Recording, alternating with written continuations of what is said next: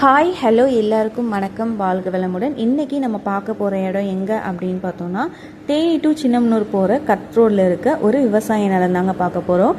இங்கே மொத்தம் 5 ஏக்கர் இருக்குது.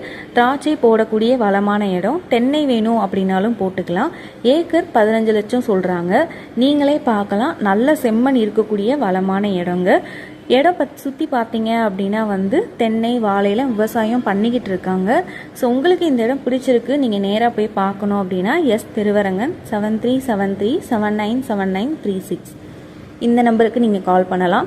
ஸோ ஃபுல் வீடியோ பார்த்து முடிச்சதுக்கப்புறம் லைக் பண்ணுங்கள், ஷேர் பண்ணுங்கள், மறக்காமல் நம்ம சேனலை சப்ஸ்கிரைப் பண்ணிக்கோங்க. தேங்க்யூ.